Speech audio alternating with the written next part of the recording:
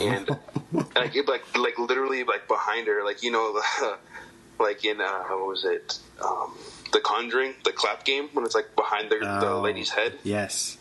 Yeah, it was like like that, because she could hear someone say like Linda, and then she turns around and no one's there, and then she was like Bruce. She's like, Bruce, was that you? And then he wasn't even in the house.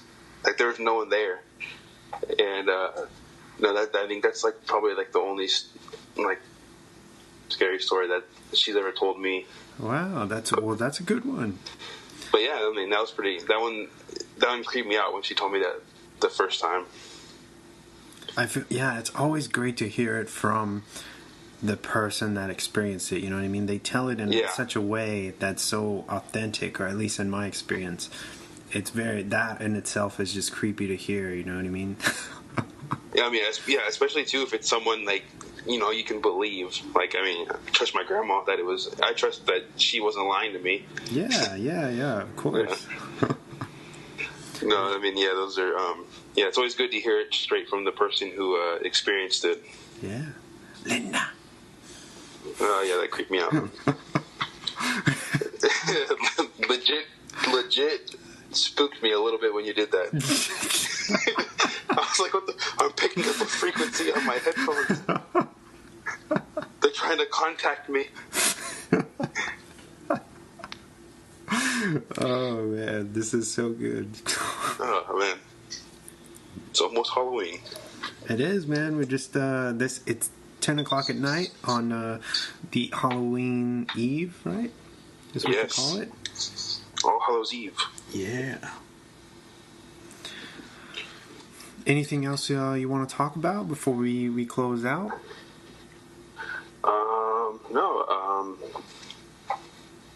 No, definitely. If you haven't seen Trick or Treat, check it out because it's worth a watch. Oh yeah, I would. Yeah, if you can, check it out tomorrow.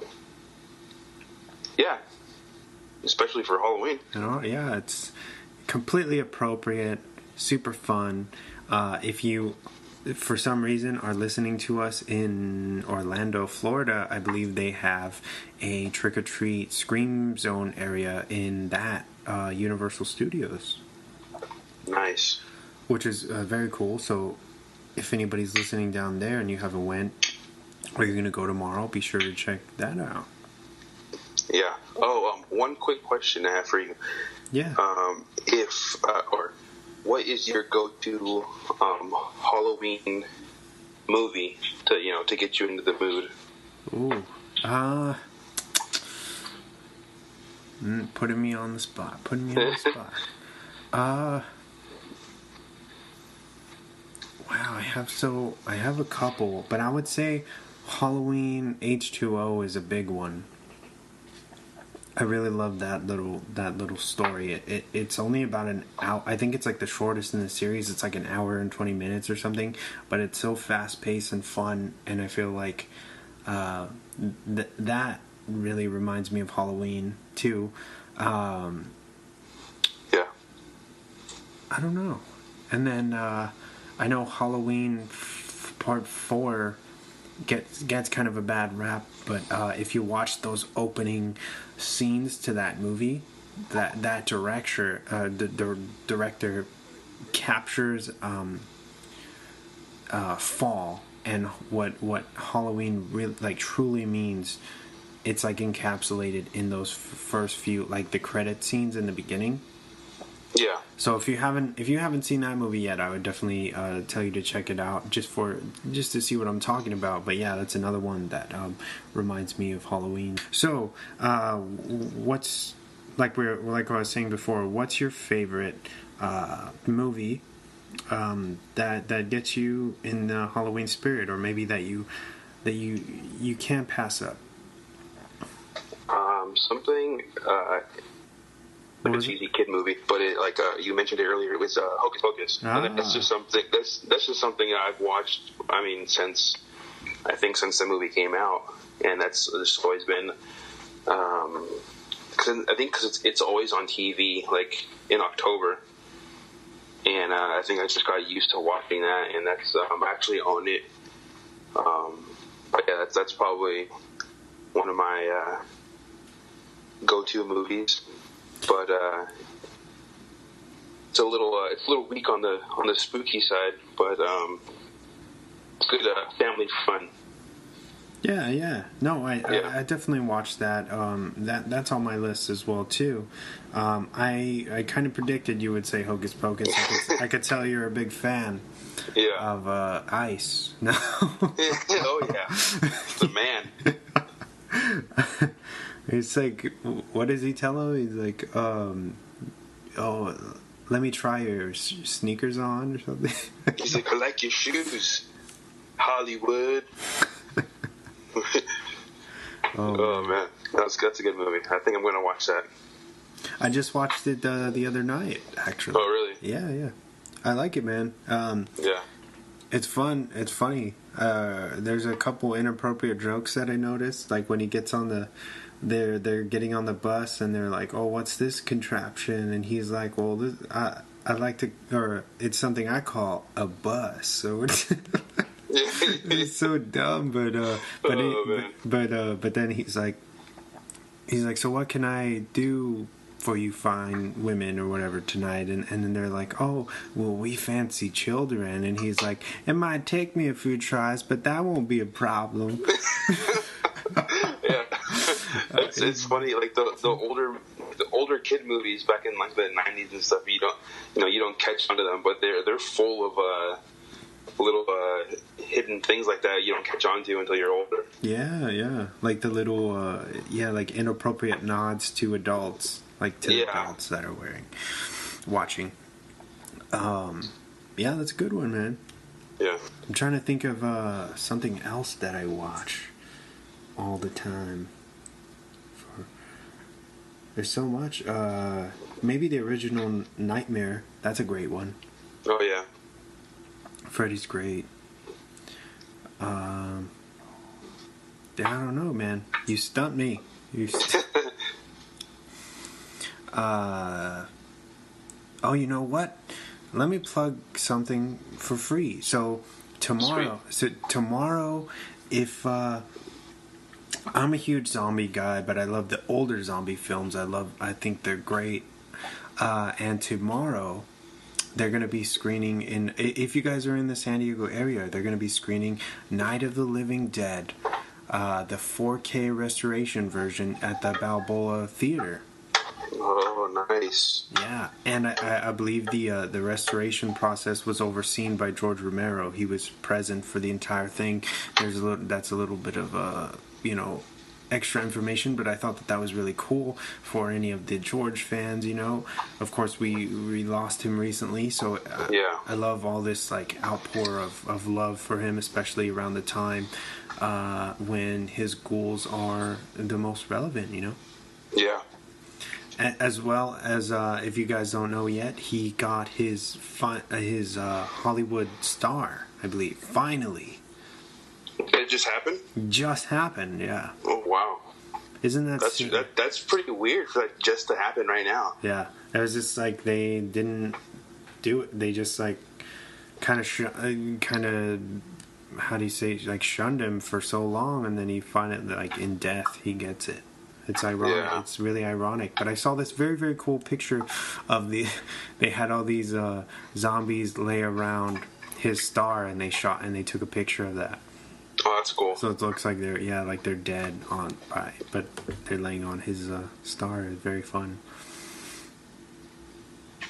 But yeah, man. What about you? Anything you want to talk about or plug or yeah? Can't think of anything. No, I mean not really. Just a shout out to the San Diego Premiere Graphics and Printing again for hooking us up with those shirts that will be available at our Logan screening.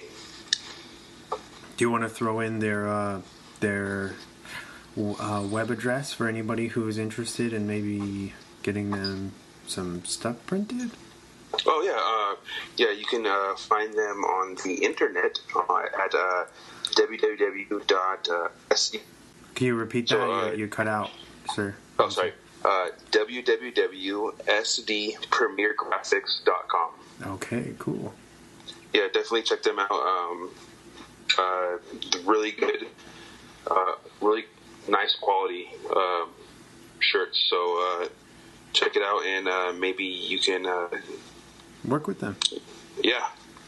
Huge thanks to them as well. Like you were saying, huge thanks for helping us out. We couldn't be more thankful. We're stoked to see those shirts and bring them home and then give them out to all of you eventually. Yes. Yeah, and we're pretty much done. You can, as we've said time and time again, you can listen to us every week. We have new episodes drop every Friday at 12:05 a.m. Yeah. And you can stream us for free on platforms like iTunes, iHeartRadio, Spreaker, Stitcher, YouTube, Facebook, Google Plus. Yeah. Pretty much everything you could think of, we're on there. We're called Drop the Mic if you don't know yet. Thank you guys for listening. You can, if you want to see or catch what we're doing in real life or what we're going to talk about before we post, so you can maybe watch the movie in advance, you can follow us on Instagram. Our handle is at @dropthemic_podcast. And yeah, I think we're about done. Thank you, James, for making time for me tonight and doing this very special Halloween episode and our 30th episode, which is a milestone. I can't believe it's been 30 times already, man. Yeah, it's crazy. It's been fun. It's I think it's going great. We're getting better and better at this. And until next time, do you know, I'm going to let you pick what we're going to talk about on Friday. Okay. So go for it, man. I was thinking of 30 Days of Night. Okay, yeah, we're doing the callback. Yeah. That's what you said before. When we were still in November, and we haven't got to do that. So, yeah, I think 30 Days of Night is a great close to October. Yes. Well, I guess we'll be in November when it drops. Yeah, but who's counting? Who's counting? Yeah, it's always October. Like we've said, Halloween is every day. Yeah. But thanks, buddy. This has been this was so fun, and I am glad we figured out how to do this for emergencies later on. Yeah. And I think we're just about done. Yeah. So, sorry. Yeah, no. Blanked out for a little bit. No, it's cool. Keep it, as always, keep it spooky. Keeping it spooky. Shout out to Vic and Alberto for all their help with our music. I don't know if you guys have noticed, our music has been very, very great for the past few episodes, and that's all thanks to our buddies. So shout out to them. Thank you for being so nice and generous and letting us use your material. It's amazing. And thanks, guys. And we look forward to working with you, as long as you want to. Yeah, as long as you let us. Yeah, as long as you don't get sick of us. But for everyone listening at home, thank you guys so much for tuning in. And until Friday, we'll talk about 30 Days a Night. And have a good night and happy Halloween. Happy Halloween, guys. Be safe. Be safe. Check your candy. Always check your candy. If you haven't seen Trick or Treat, that's very, very important. Yeah. All right. Good night, guys. Good night, guys.